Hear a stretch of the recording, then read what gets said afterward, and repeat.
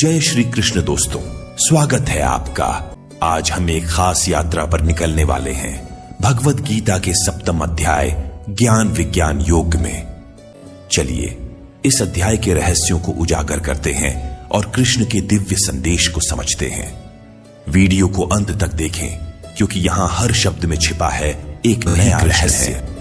ये चैव सात्विका भावा राजसास्तामसाश्चिये मत्त एवेति तान विद्धि न त्वहम तेषु ते मयि। जिसमें आत्मा होती है उसे ही भूख प्यास लगती है, लेकिन आत्मा का खुद भूख प्यास से कोई संबंध नहीं होता। यह थोड़ा पेचीदा है लेकिन बहुत रोचक है। इसी प्रकार कृष्ण इस श्लोक में कहते हैं, जो भाव सत्व गुण से उत्पन्न होते हैं और जो भाव रजोगुण से उत्पन्न होते हैं वे सब मुझसे ही उत्पन्न होते हैं, लेकिन वास्तव में मैं उन भावों में शामिल नहीं हूं।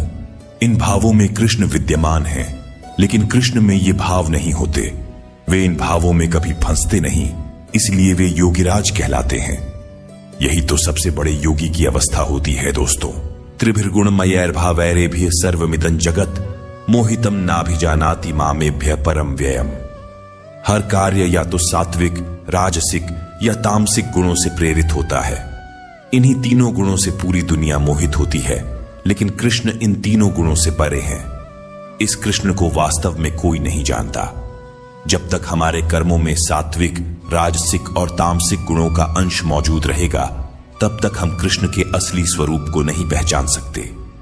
जहां ये तीन गुण समाप्त होते हैं, वहीं से कृष्ण का आरंभ होता है। इन्हीं तीन गुणों के कारण हम में इच्छाएं और शक्तियां उत्पन्न होती हैं, और जब तक ये गुण विद्यमान रहेंगे तब तक हमें कृष्ण की प्राप्ति कैसे हो सकेगी। दैवी हेषा गुणमयी मम माया दुरत्या मामेव ये प्रपद्यन्ते माया में तरन्ति ते। सात्विक, राजसिक और तामसिक गुणों के जाल में पूरी दुनिया उलझी रहती है।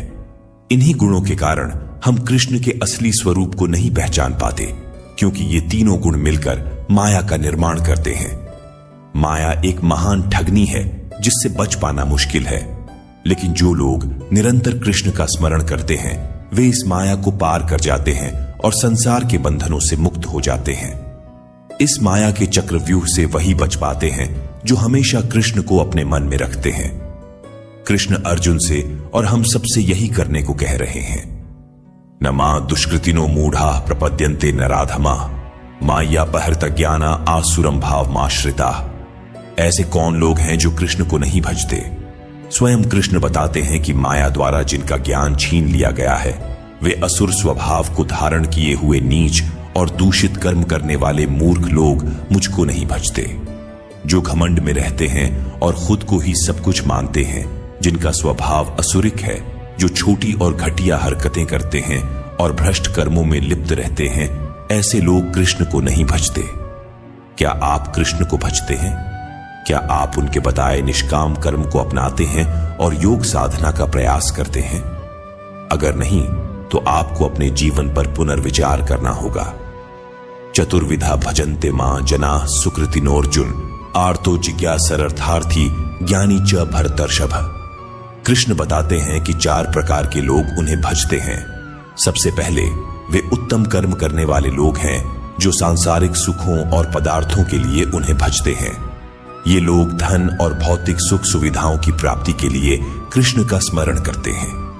दूसरा प्रकार के लोग वे हैं जो अपने दुख और कष्टों से मुक्ति पाने के लिए उन्हें भजते हैं। ये लोग कठिनाइयों से बचने और शांति पाने के लिए कृष्ण की शरण में आते हैं। तीसरे जिज्ञासु होते हैं जो कृष्ण को गहराई से समझने और उनके वास्तविक स्वरूप को जानने की इच्छा रखते हैं। चौथे प्रकार के लोग ज्ञानी होते हैं जो कृष्ण को संपूर्णता में पहचानते हैं और उन्हें भजते हैं।